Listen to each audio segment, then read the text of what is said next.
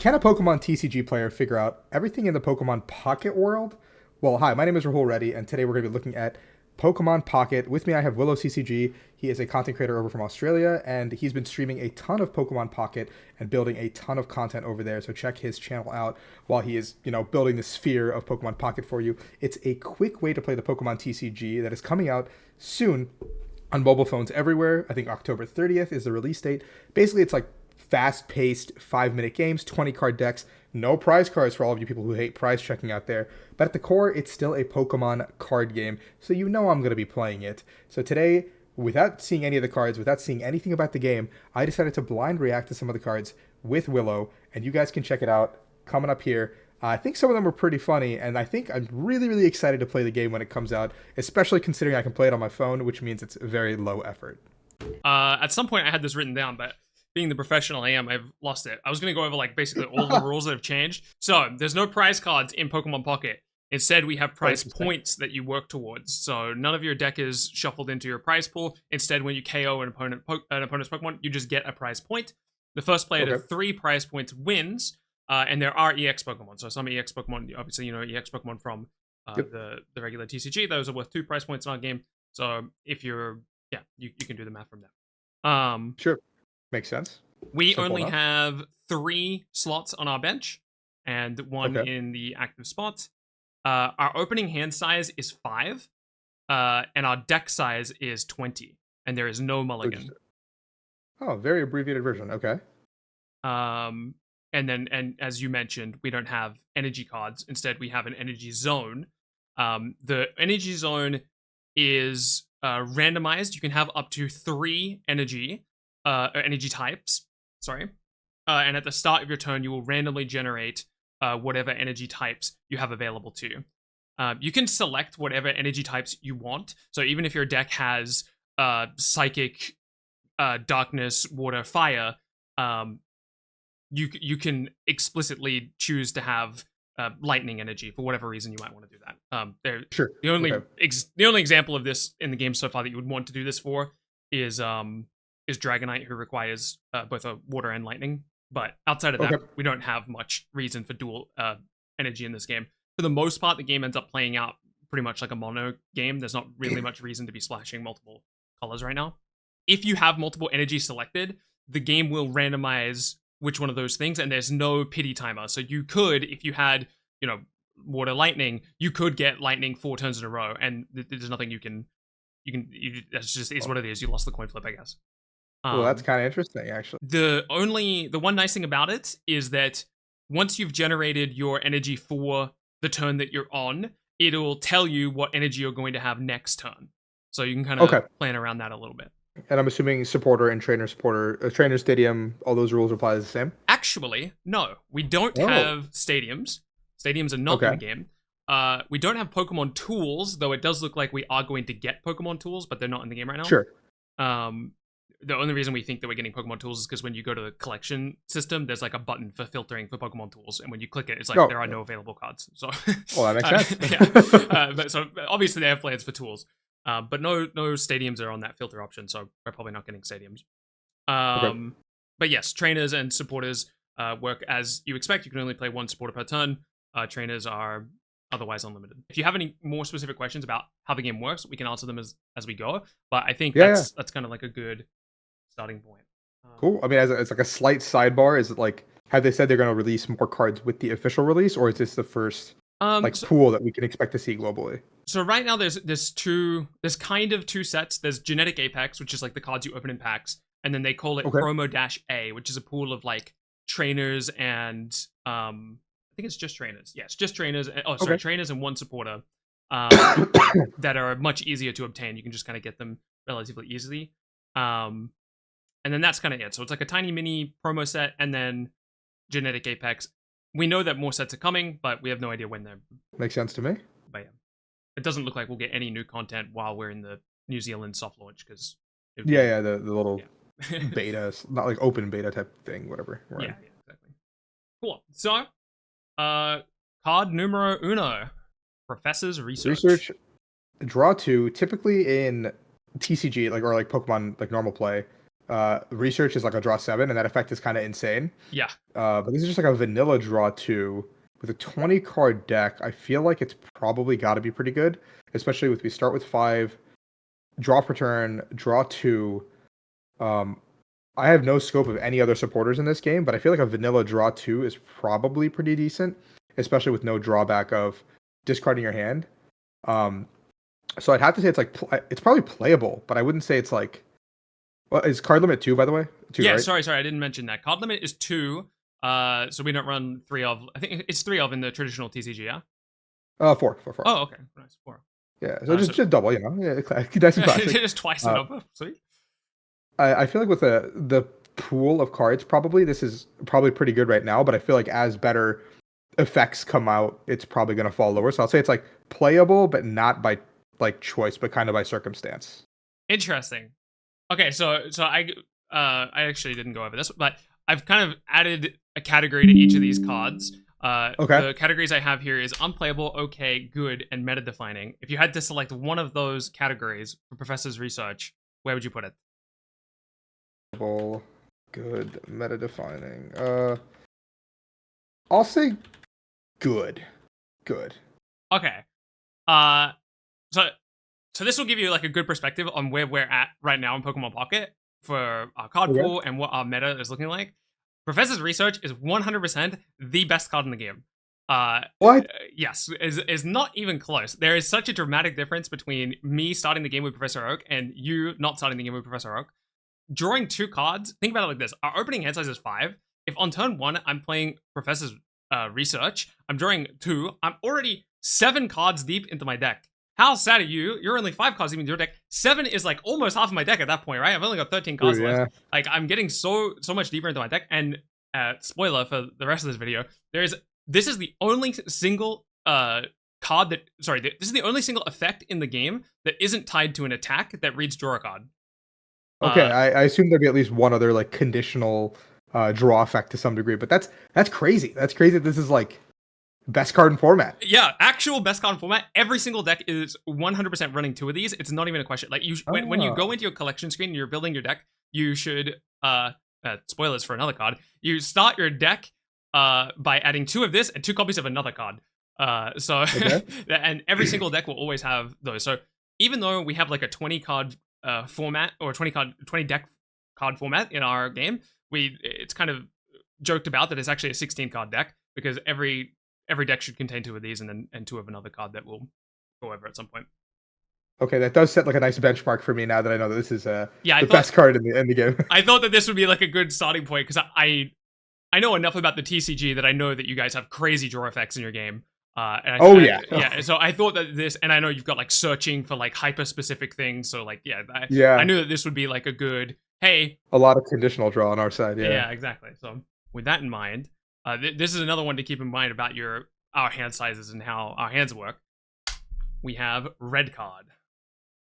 Opponent shuffles your hand and draws 3, goes from 5 to 3. I feel like this has got to be meta defining at that point, right? Like it's like, given that there's no other card draw as a supporter besides Professor's Research, like putting your opponent as a -2 is like kind of the same as going to +2, and it's on a trainer, so you can do like your +2 and a -2 in the same turn. So it's got to be insane. One thing I'll let you. I'll add this as a small caveat. Keep in mind when we say opening hand size, I'm including that before you set your basic Pokemon. So by the time someone has the chance to play this, the opponent will actually only be at 4 cards. And then you're resetting them to 3 cards, and then at the start of their turn, they'll draw another card. So if you red card someone where they only have 4 cards, you're going to end up with the same number of cards at the end of it. Okay. Maybe we'll bump it down to good, just because I feel like there's got to be some form of disruption. Like in all card games, like disruption is just kind of usually pretty good, especially when it's unconditional like this one.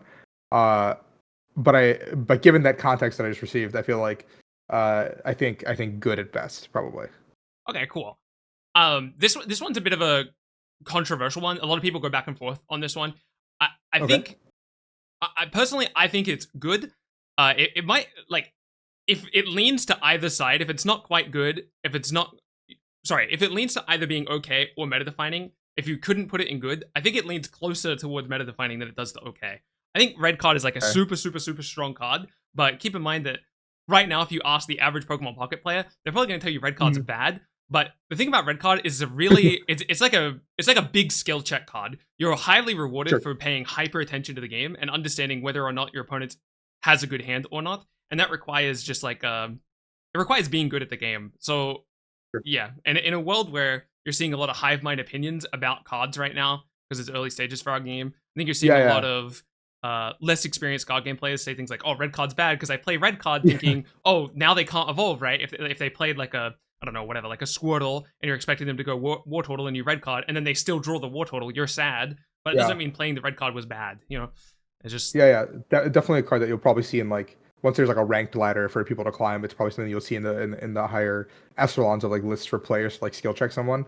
yeah But definitely not something that you can just like cheese people on ladder with. yeah. The better you are at the game, the better this card is for you.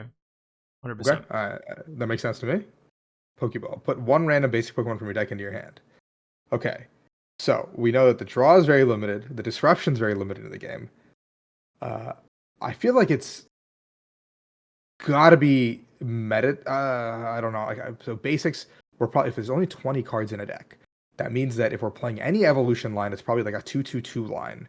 So it's like that's like pretty much half your deck, which is kind of ridiculous. So I'm gonna go with let's go with bad. I think bad, but not unplayable because I feel like there's not enough basic Pokemon that we need to search, and there's probably enough innate draw where like if you're only playing like two basics, or let's say some decks are maybe playing three, I could see four at most. You're probably going to start with what you want anyway. So at that point, the game is already pretty quick. So unless you are playing like some weird support cards, which I can't assume will be in early sets, uh, this card isn't good yet. Okay, I'm actually surprised that that's what you ended up on because this is the other card that I was talking about where we start our deck building by adding two Oaks and two Pokeballs to our deck because these are our best search options in the Rats. entire game. These are the best ways Okay. we have the ability to thin our deck, even in cases where it's like, oh, I already have everything I need. Maybe I'm already at my stage 2 for like my big boss attacker guy who's going to be winning me the game. I still play Pokeball just to thin my deck, right? One less card in a Yeah. 20 card deck is automatically making the average draw I get of higher quality. Okay. Okay. Yeah, I'm Pokeball getting goes schooled here. absolutely crazy right now. So yeah, but you know, I don't think you should feel bad about not interpreting Pokeball or Professor's Oak because, like I said, the games are so much more different, and these effects would be Yeah. awful in your game, right? Yeah. Yeah. So In classic TCGs are terrible, but like in a like I guess sped up format where you only need 3 prize points, I could see it actually making a lot more sense. yeah, I think it's probably more to do with the deck size, really. Yeah. Um, yeah, just the Just anything ability to that just gets something else, like if card A can get to card B, it just becomes like a free slot, I guess. Yeah. yeah. One thing to also mention. Ah. Actually, no, I think that'll come up later. I think it's better that you don't know this. Okay, I'm gonna. Oh Yeah, boy. yeah. Him on me. Stretch kick 30 to a bench only, not active. I have to assume that I don't know what like. Oh, dude, I like vaguely remember.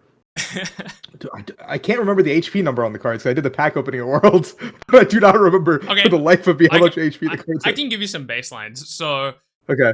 like a regular basic Pokemon, so like a basic Pokemon that like evolves into other stuff is going to be around 60 HP, 60 to Sure. 70. Big basic Pokemon, so basic Pokemon that like don't evolve, are going to be somewhere between 80 and 100. Basic Oh wow, that's it. Okay. yeah, basic EX Pokemon are going to be they're going to be big boys. They're going to be somewhere between like 120 to 150. And then Oh. stage 1 Pokemon kind of sit around that same big basic range, like somewhere between 80 and say like 110. And then stage 2 Pokemon are like around the same as like an EX Pokemon, like 100 and or somewhere between like 120 to 160 ish. And then stage 2 EX Pokemon are like our biggest Pokemon in the game, are anywhere between like 160 and 190. Okay. Given that context, I feel like this guy's got to be like either bad or unplayable, unless like there's a fighting type deck that it can attack for like cheap costs. But I feel like all the big beaters probably need a couple of energy to actually like do something. So like while they're setting up, maybe you can stretch kick a couple times and set up your own threat. But at the same time, I feel like if you're dedicating a full slot to this guy and getting him into the active and doing a bunch of stuff, it seems pretty bad in comparison to the big numbers you just mentioned. I'll go with bad. Gotcha. Yeah. That's where I would put him as well. I think he's unplayable right now. I think he will always be unplayable. Part of the problem, and I waited to bring up this concept until we had a Pokemon to talk about. Part of the problem with deciding what Pokemon end up in your Pokemon Pocket deck is Yeah, there's two conditions that we care about. One is Pokeball. So we needed, if we have a low Pokemon count in our deck, the sure. odds of Pokemon hitting the exact Pokemon we want go up, right? So Yep. especially basic Pokemon, but every single Pokemon we put in our deck is like ultra fighting for a slot. There needs to be a really compelling reason for us to have a Pokemon in our deck, not only because of a card like Pokeball, but also, like I said when we were first setting up this video, there is no mulligan in our game, so we're Sure. guaranteed to get a basic Pokemon in our opening hand. So every time we add a basic Pokemon, we're saying we're okay with starting the game with this Pokemon. And Hitmonlee, Okay. if we start the game with him and our opponent starts the game with another Pokemon and they don't put a Pokemon in their bench, well, how silly do we look? We can't do anything with this Pokemon. He just sits there They're and does completely nothing, right? useless. Yeah. So yeah, basically, Hitmonlee sucks. Unlucky. Yeah. Yeah. Sorry, guy. Sorry, Hitmonlee. Hey, it's a familiar guy. I've seen this guy in my game before. Greninja, Water Shuriken. Once during your turn, you may do 20 damage to one of your opponent's Pokemon with no conditional. That's kind of spicy. Miss slash 60 seems pretty good. You can power it up. Greninja, there's probably a Froakie with a decent effect. It goes into this. Water Shuriken is an uninhibited 20, so you get 80. And if he's a bench sitter and you have an actual, like, let's say big basic EX or something else as your main damage dealer, I guess the only problem is it eats up 6 slots in your deck. I want to say it's good, not meta defining, but I feel like good because water, like an uninhibited plus 20 seems pretty insane every turn. Especially when like stage twos are like 120 to like 160 kind of thing. Like being able to like make a 3-shot into a 2-shot seems pretty good to speed up the game, and take out like a big EX before it becomes more of a problem. But because it eats up 6 slots, I feel like 3 to 6 slots potentially. Sorry, it probably isn't meta defining unless there's insane water support to go with it.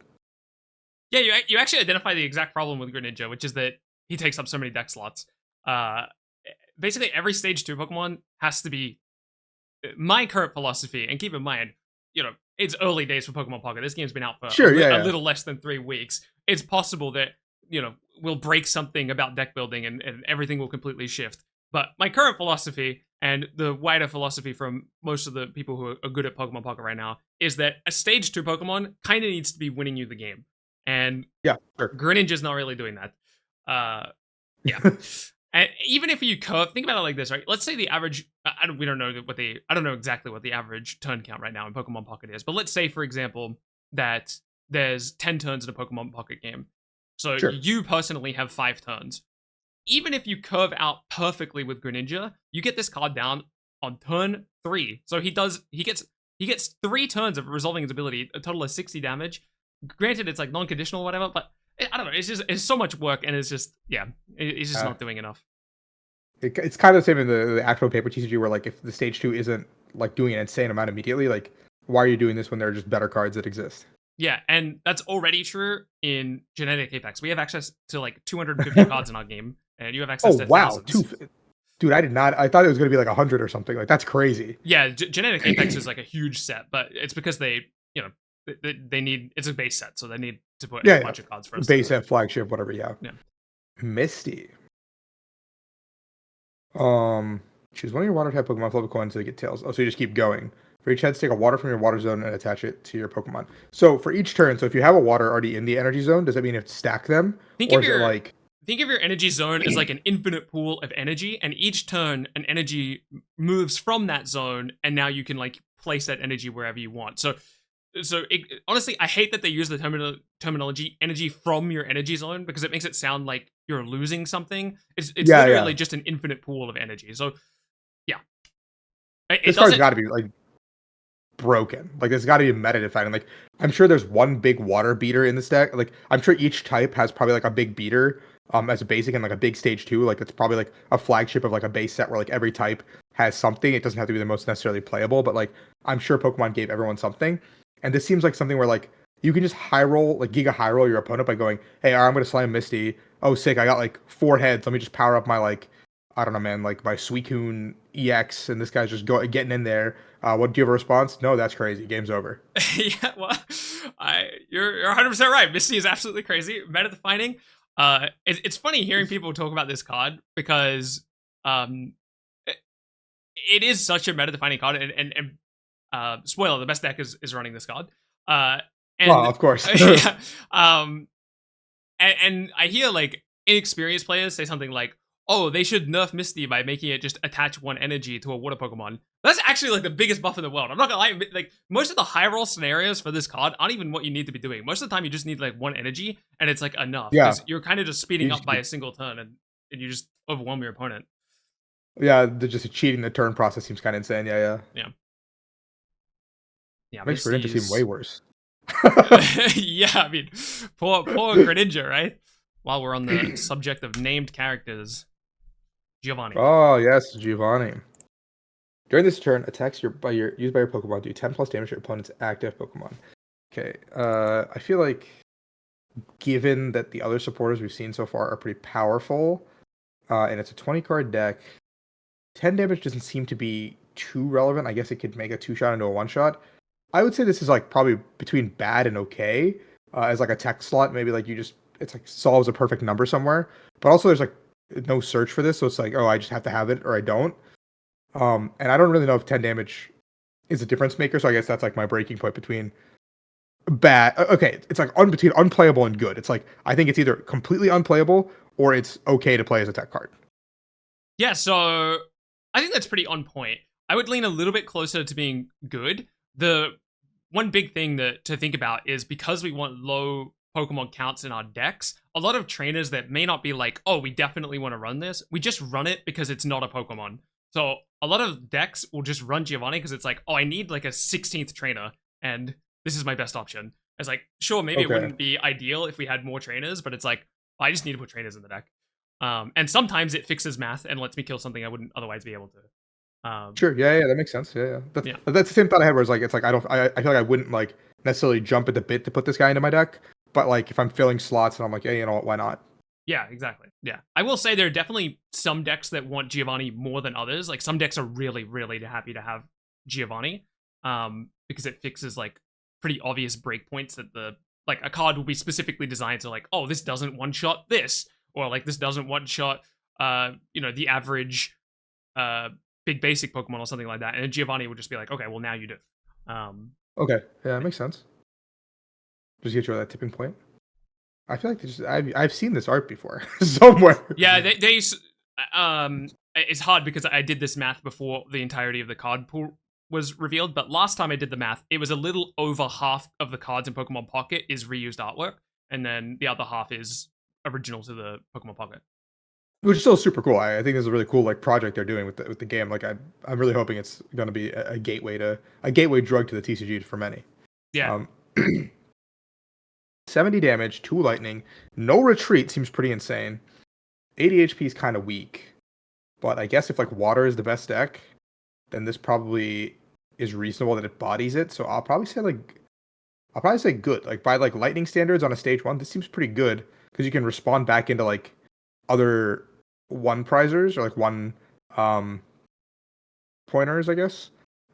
With this, so maybe it's not terrible. I would say probably good. Yeah, that's exactly right. And you identified I mean, I shouldn't be surprised, right? This would be good in the TCG as well. But the main reason people like Electrode so much is his free retreat. There's so many situations where like the opponent will knock out something on your bench. You have an Electrode sitting in the wings, but you don't know exactly what you want to push right now. So you'll just push Electrode because you're like, oh, whatever, I'll make the decision later, or you'll be able to do like cute tempo things just because you have access to this free retreat. And then also, for whatever it's worth, 70 damage is like a lot of damage for 2 costs in our game. So yeah, he's a big energy guy soon. Yeah. Speaking of which, let's check out a big EX Pokemon. Basic 130 HP, big boy Zapdos. Peck for 20 doesn't seem really relevant. 3 lightning, 50 times 4 coins. Okay, that's quite a whammy. I mean, we're gambling here a little bit, but that's definitely a sizable increase from the 70 we were looking at earlier. I For feel what like this got it like what it's worth, I mentioned it earlier, so I'll just remind you. The highest health thing we have in the game right now is 190. So yeah, so you can just high roll into that and just take it yeah, out. I mean, obviously, the average law of averages is 100, but like everyone who's ever gambled in their life knows that that can be 0 or 200. There's like only one way it goes. Um, I feel like this has got to be good. Like, I feel like just having the raw potential to like blow something up. I don't think it's meta defining, but I feel like it's probably got to be good in a way where it's definitely like the central focus of probably like the lightning deck. Um, but just because you can high roll your way into this like thundering hurricane, and just sweep a game because your opponent spent so much time setting up something, and you're like, sick, bye bye, see you later. yeah, that's exactly right. He's good. I wouldn't say he is the main definer for the lightning archetype. I won't ask you to evaluate this card, but just for context, the actual definer of the lightning archetype is Pikachu EX. Um, and Zapdos EX is just kind of like a good option in that deck. Bench being 3 is 90. Okay, cool. Yeah, so Pikachu's just a really fast way to get access to 90 damage. And then Zapdos EX happens to be nice math for you in that deck, because once you push Pikachu EX, if he does manage to fall off and he doesn't close out the game for you, Zapdos EX is a good thing for you to invest your energy into, because if they do kill Pikachu EX, they've gained 2 prize points, and you would much rather them have to fight through another EX Pokemon as opposed to like a non-EX Pokemon. So Yeah, like electrodes. yeah, like Electrode. Another good reason Electro's free retreat cost is there, right? So you can push him, let him take a little bit of damage, retreat him. Have some options, yeah. Yeah. This Pikachu seems broken. This Pikachu is.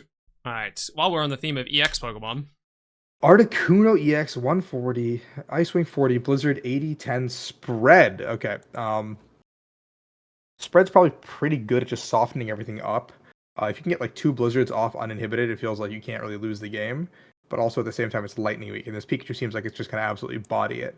Um, but you have Misty, so you can just like turbo high roll your way into this, like turn 1, which is kind of crazy. Uh, I'm gonna.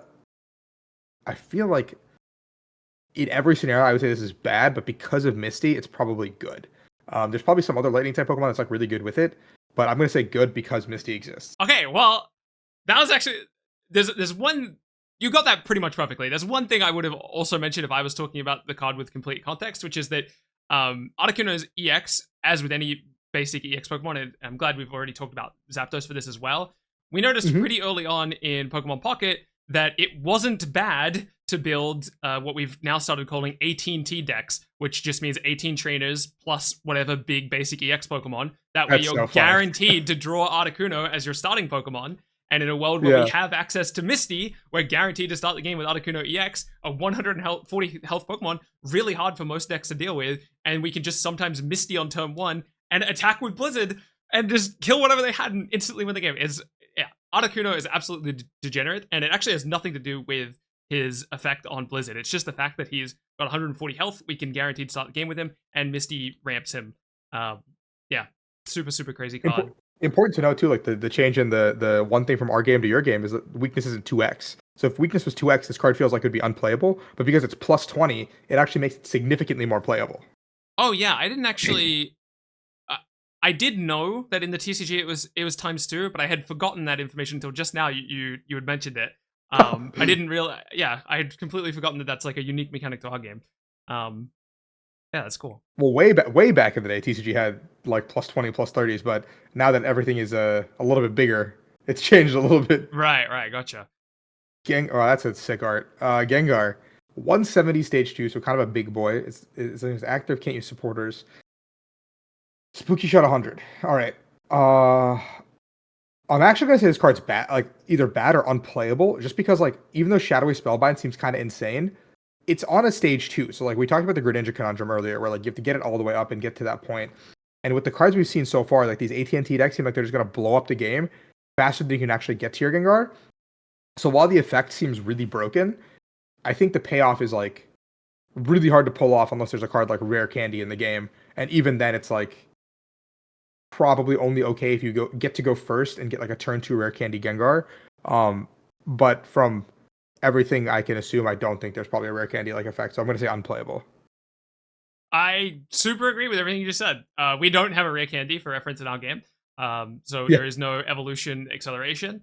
A lot of people coping on this card right now. Like if you ask the average player, they're just like, no, Gengar's good, I swear, I promise.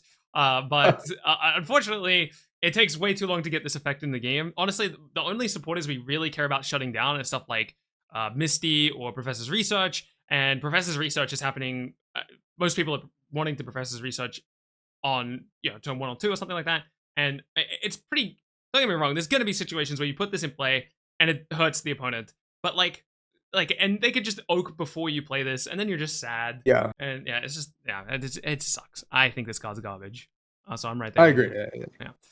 Okay, well, I wasn't actually originally going to include this card, but I'm going to include these 2 cards just because I need you to reassure me. Okay, I have a strong opinion about this card. I won't say. Okay, yeah, down. I need you to reassure me. Okay, because so far your analysis is pretty spot on. Okay, so I'm just going to assume who. Now that I have a base level game, yeah. Okay, you need to see 2 cards to evaluate this. This is a combo. Okay. Yeah. Wheezing, Dark type. Once this is active, you may make your opponent's active poisoned, 110. 3 retreat's kind of big, but it's all good. Put a marker Wheezing in the active spot into your hand. Okay, so we're going to poison something. And we're going to put this guy back into our hand. So, what are we comboing this into? Poison, I'm assuming, is 10 damage in between turns? Yes. Okay, to my knowledge, all of the status conditions in our game are identical to the TCG. Okay. For us, poison is 30 now, but oh no, it's still 10. I'm trolling. I'm lying. Okay. Burn is 30. Gotcha. But okay, so you pick it up. You probably go into something else. I don't know what muck does. That's probably the big question here. But if I you're can show playing you a muck wall, if you want. I don't think it's particularly important for the evaluation of this. I think probably this is good, just because you can probably poison something and just go into a 2-prizer instantly and just make your opponent's life miserable. And all you have to do is do this one time, and then their big beater is now poisoned and kind of under duress. However, if the follow-up attacker is not good, this is unplayable. But I think if the follow-up attacker or wall of choice is a good hitter, it's good. Okay. We differ. Okay. Oh, you think it's bad? Ooh. I think this card sucks, bro. It gets one shot by all of the big stuff. So people, the biggest cope people have on this card is that the Koga bouncing it back into your hand is healing it. I get to heal my Wheezing. So it's just kind of that's definitely not the good. It's good a logic there. stalling Pokemon, right? I don't know. It just gets one shot by everything. The poison's negligible. It has to be in the active spot, and it's an effect that has to be in the active spot with a 3-cost retreat. So I have to run Koga. So this card is a pseudo stage 2 card because it takes up 6 deck slots, right? If I'm running Wheezing, I'm running Koga. It's so personally, I hate this card, but my entire chat and everyone else in the community thinks it's broken. So if you can pull this off with maybe a broken dark type attacker or a poison type attacker or something psychic, it could be good. But I feel by itself, if this is a main attacker, I think this is garbage. Gotcha. Spoiler, and thankfully there are no more dark cards on my list. I wasn't even going to show you this one. There are no good dark attackers. Literally, the dark is screwed. They have nothing. Put this guy away. Back it up. Back him up, and he's gotta go. Maybe in set 2 we'll get a crazy dark Pokemon, and then Wheezing will be good. I don't know. Yeah, set 2 will be some shadow XD Gale of Darkness set, and you're sick. Yeah. Back on track with cards I originally planned to show you. Stage 2 Gardevoir. You take 1 second from energy zone attached to the Pokemon in the active spot. Side shot 60. So again, the Greninja thing, you can only do this 3 times probably in a game. I'm gonna go with bad or unplayable, just because this card itself, the attack sucks. 60 does not seem great. It has 110 HP. This is a weenie for a stage 2 Pokemon that you just spent so much time setting up. And also I don't know, there's got to be either an insane psychic type attacker that can benefit off this. So if there is one, then maybe it's okay. But again, 6 deck slots we talked about, and you can't guarantee the attacker you want or the opener you want. So if you open a Ralts, that Ralts could just get blown up in 2 seconds. So, I mostly agreed with everything you said. The problem is this card's in the best deck in the game right now. So, there is a broken psychic type attacker. There is a broken psychic type attacker. One thing, it's basically Genetic Apex is basically a Gen 1 set. So our big attacker is Mewtwo. I'm gonna go ahead. You don't need to evaluate this one because obviously I just spoiled it's the best deck in the game.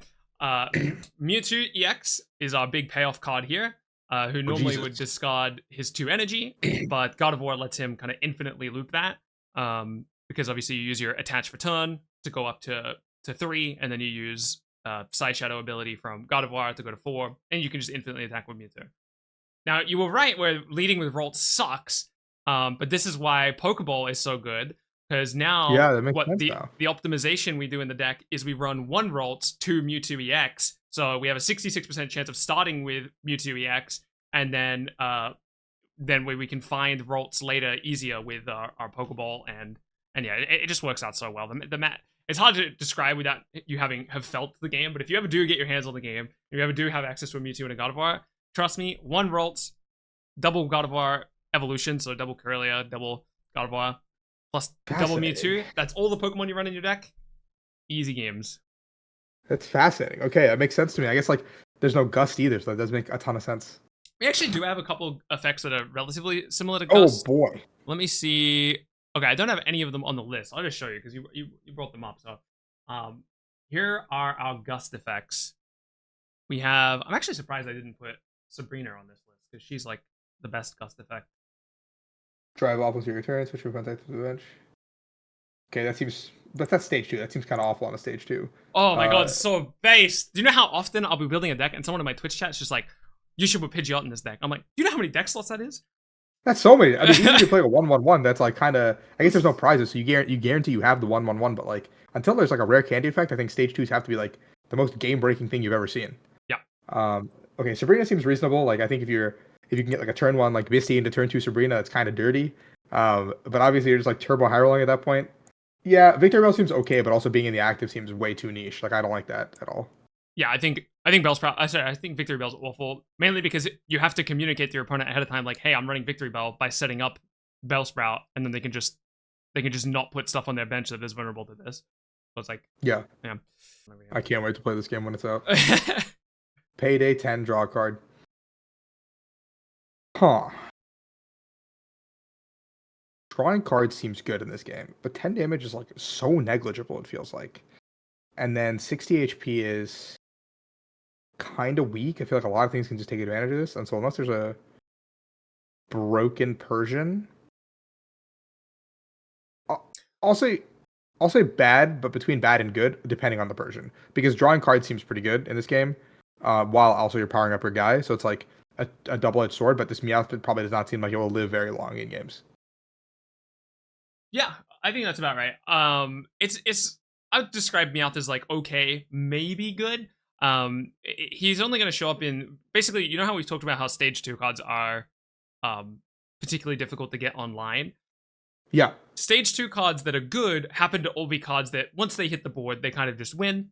And in that type of strategy, it may be compelling to you because you want to protect your basic Pokemon. Let's say the big payoff is Blastoise, right? It may be worthwhile protecting your Squirtle or something like that. So you might run like double Meowth and then 1 Squirtle. You're more likely to lead with Meowth. You just use Meowth to draw the cards, try and find your Squirtle or your Pokeballs to help you find your Squirtle and get that engine online. And you just let the opponent chew through the 2 Meowths and then set up your big EX Pokemon to try and blow them out of the game. Now, personally, I don't think it's a particularly compelling strategy, but it's actually like the best thing that Meowth has got going on. The problem with just slotting Meowth into a deck is that he's ruining your opening hand math and he's ruining your Pokeball math. So this card would be so much better if we could just tell it to not show up in our opening hand as our guaranteed basic Pokemon. But the fact that it can, it kind of like ruins a lot of potential strategies with him. Okay, makes sense to me. Venusaur, he's our first big stage 2 guy. 190. Racial Leaf 60, Giant Bloom 100, and heals 30. Oh, I feel like that's got to be good. Like healing 30 in a game where like the damage output is so low. Like we've seen 80s, we've seen 150 from Mewtwo, which is like super high. But like besides Zapdos and Mewtwo, like everything else is like 80, 70, stuff like that. So I think Venusaur's probably got to be pretty insane where you can like do the wall behind strategy and then like set this guy up. So I probably say this is meta defining as a card. Yeah, that's pretty close. I don't think it's quite meta-defining. I don't think he's like a top-tier deck or anything like that, but he's definitely going to be a player. Yeah, the biggest issue Venusaur has going on is if the rest of the deck falls apart if you don't hit the stage 2. But once you do hit the stage 2, not very many things are going over the top of this. Even Mewtwo struggles because, I won't ask you to evaluate this because it's kind of a part of the same package, because Grass has access to this. Oh, that's so insane. Yeah.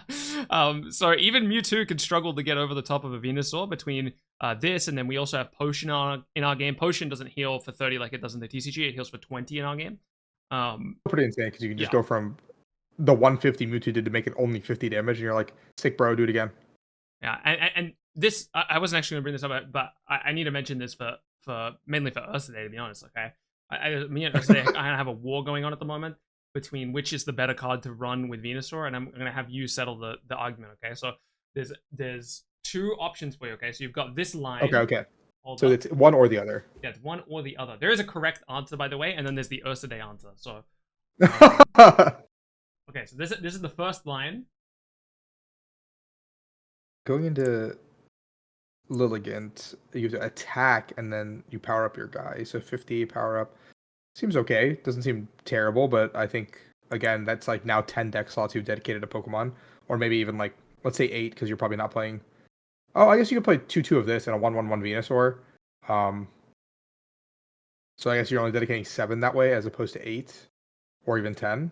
And then if you can get 2 of these chain, you can like chain one into the other into powering up your Venusaurs, and then you just build one big Venusaur to close out the game.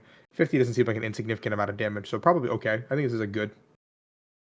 Gotcha. And then here's your other option. That seems terrible. No way! No, he's wrong. He got it all wrong. There's no way. Okay, he Really? sided with Ursa. Listen, Caterpie is broken. I love this Caterpie card, bro. So you just go 2 Caterpie and like 3. Yeah, you just run the double Venusaur Lion, double Caterpie. That's it. That's the deck. Done. That's interesting. Wow. Okay. Because but it's completely random. So I guess like you have to find Pokeball early to find your.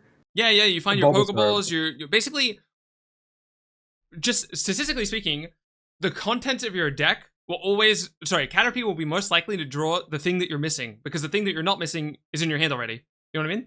So. You'll always have more copies of the thing that you need than the thing that you have. But also Pokeball finds Bulbasaur. The Bulbasaur is irrelevant. Caterpie's just trying to find us Ivysaur and Venusaur. And he so frequently does it. And in the meantime, he's just like a body that sits there and takes damage, which I'm gonna be honest, that's what Lilligant is most of the time anyway, okay? So as soon as we get this Venusaur in play, we win the game, and Caterpie just helps us do that quicker. But okay, I actually can get the logic now, but you know it's still a little weird to me. Well, if it makes you feel better, us today super disagrees with me and loves Lilligant. We have the big boy, Charizard EX, the poster child of every Pokemon game. Yeah, he's on the front of our game. He's on the. We have like 3 different packs that you can buy from, and the contents of those packs is a little bit different. So like if you buy the Charizard pack, you can get Charizard related cards. If you buy the Mewtwo pack, you get Mewtwo related cards. So yeah, he's very much like one of our poster boys. Charizard EX, 180 HP, stage 2, slash Crimson.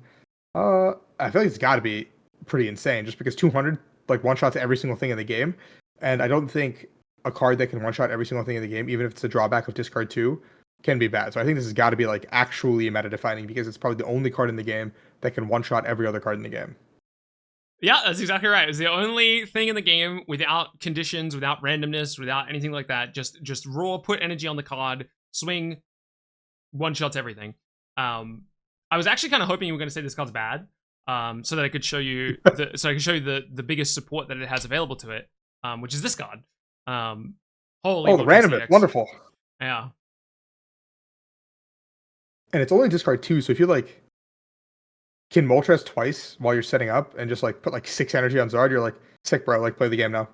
Yeah, most of the time, honestly, we have a card called X Speed, which reduces our retreat cost by 1. So oftentimes what people will do, they'll just set up Moltres turn 1, they'll set up Inferno Dance, they'll use it to put on their Charmander or whatever, and then even if they don't want to invest the extra energy, because there's not really much reason to put 2 energy on Moltres other than retreating, they can just Inferno Dance again, put their energy for turn on Charmander. So, like, statistically speaking, they'll get to 5 even when they curve out Charizard perfectly on turn 3. So, 2 attacks later, you've won the game. Yeah, exactly.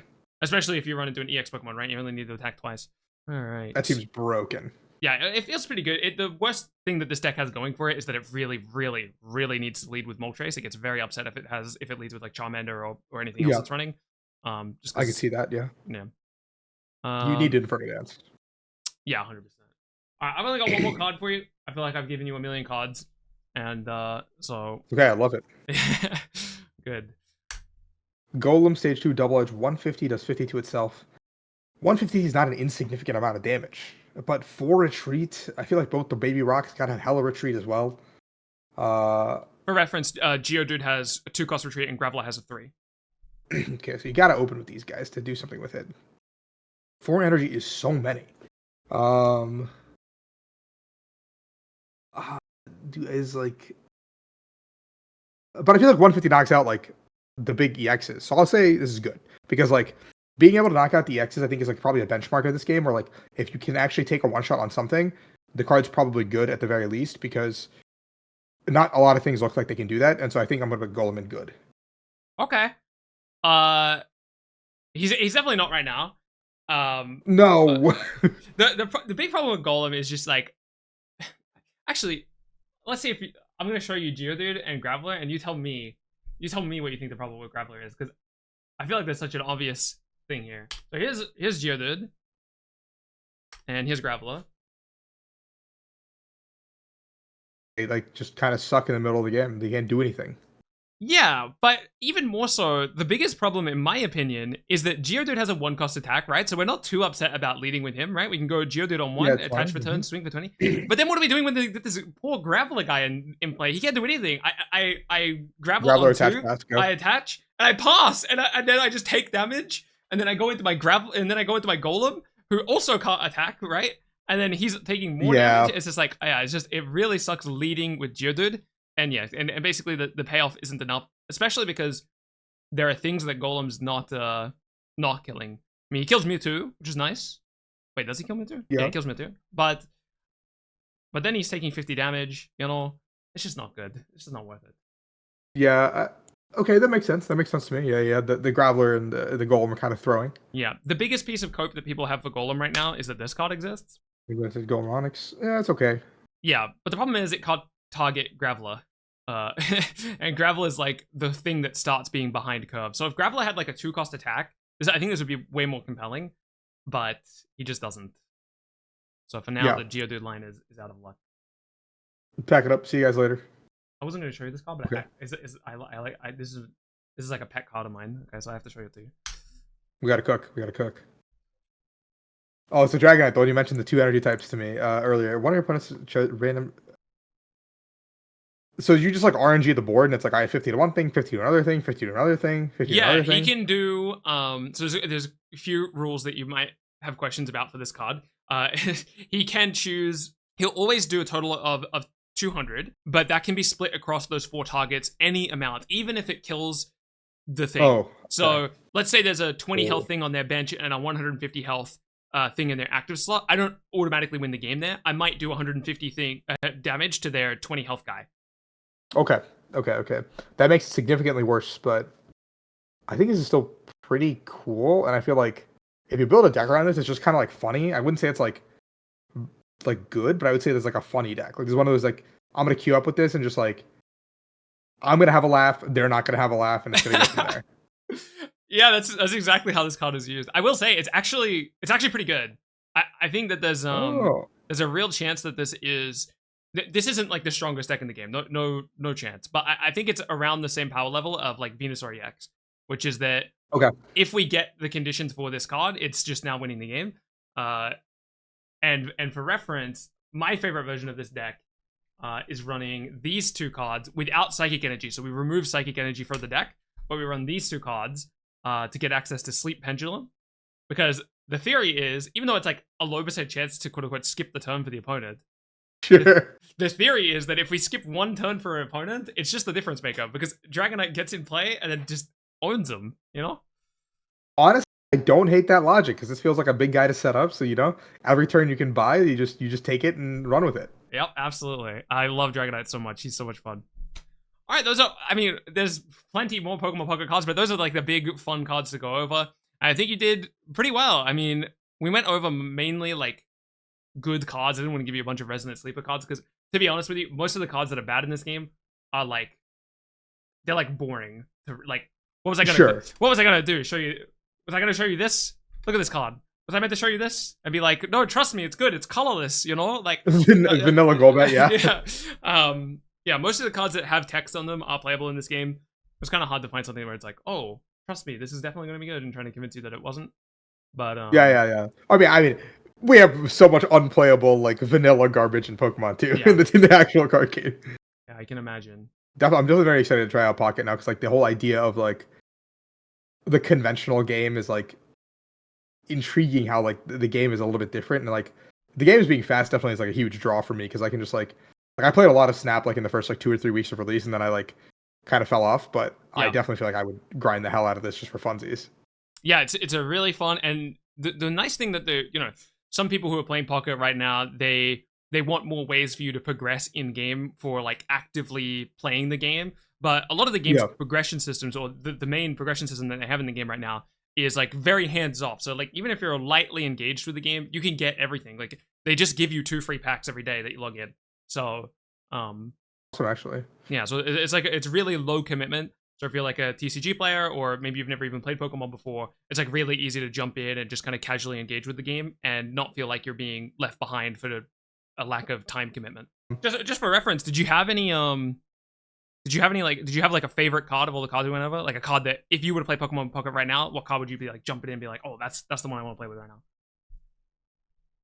I was gonna say the Articuno Misty deck until we got to Zard because I feel like just being able to one shot just seems so insane to me in this game. Where like Yeah. you've worked so hard to set something up, I'm just gonna blow it up. So it's got to be between the fire or the water deck. I feel like both of them having the high roll potential of the coins just like really speaks to me in like a fast game state where it's just like, well, I'm gonna go for it, and if I get there, I get there. Yeah, okay, that's nice. Cool. Similar playstyle to me. I like that stuff. Yeah, and if you lose, it's like all right, whatever. Go queue up next. Go next. Thank you guys for watching this video. It was a lot of fun doing this with Willow. Huge shout out to him for inviting me along. I'm just a casual TCG player that likes to vibe. I'll try out any new card game that exists. Kind of like after the whole video, I think it's really cool to see how some of these big beater basic decks have kind of transferred over, especially with like the early game, early sets. I'm excited to see how each new set affects it. Like I talked about with Willow, I did play a lot of Marvel Snap when it first came out because it was like a fast-paced, fun game, and it seems like I'll be doing a lot of this one as well. Let me know in the comments if you guys enjoyed this game, my reactions to this. I can try to collab with other streamers, YouTubers, whatever, with their card games as well. Let them know in their comments too that they need Big Daddy Rahul up there. Let me know if you guys are excited for Pokemon Pocket as well. Check out Willow's video as well because he reacted to me giving him some Pokemon TCG cards, so that's a lot of fun from my end as well. I did try to bait him quite a bit, and I think he fell for some of them, but not all of them. So check it out and see both of our videos. And all that being said, thank you guys for watching, and peace out.